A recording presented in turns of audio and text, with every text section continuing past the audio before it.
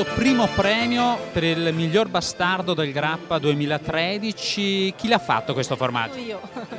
L'ho fatto io con le mie mani. E chi gliel'ha insegnato? Il suocero. Forza a stare assieme, stare in compagnia.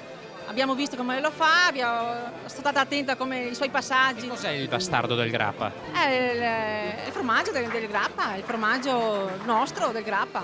Che segreti ha per essere così buono? I segreti, è la passione che c'è, l'erba, le mucche, il latte, tutto insieme.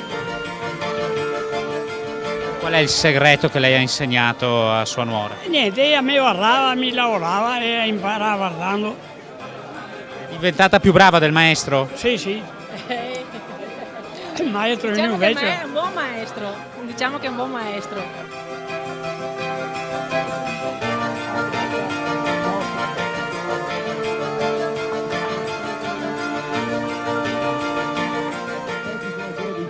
Assessore, la questione è fare il formaggio in montagna, che non è una cosa scontata. Beh, non è una cosa semplice per i malghesi senz'altro, ma bisogna ringraziare appunto questi malghesi che tengono viva la nostra montagna, tengono viva le nostre malghe e fanno vivere veramente come oggi una bella giornata, ci sono migliaia di persone che vengono qui a visitare questa mostra di formaggio, ma a parte la mostra di formaggi il territorio del Grappa che è bellissimo, quindi c'è anche la promozione del territorio dietro ai nostri prodotti tipici, il morlacco e il bastardo che sono le due eccellenze del Monte Grappa.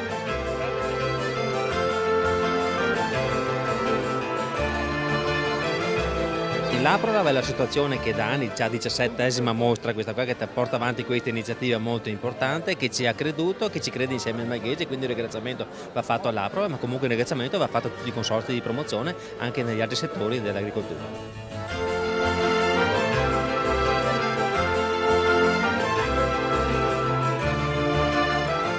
È importante mantenere l'uomo in montagna e devo dire una cosa, che rispetto a 17 anni fa quando siamo partiti le condizioni sono sicuramente migliorate.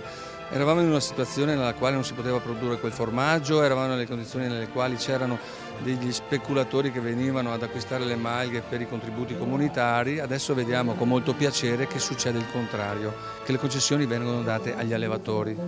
L'obiettivo è cercare comunque nuovi mercati. Esatto, cercare nuovi mercati, soprattutto i mercati asiatici, che sono i mercati emergenti, che sono i mercati dove c'è un po' di ricchezza, per dare ai nostri produttori quel qualcosa in più del quale hanno bisogno per fare andare avanti le aziende.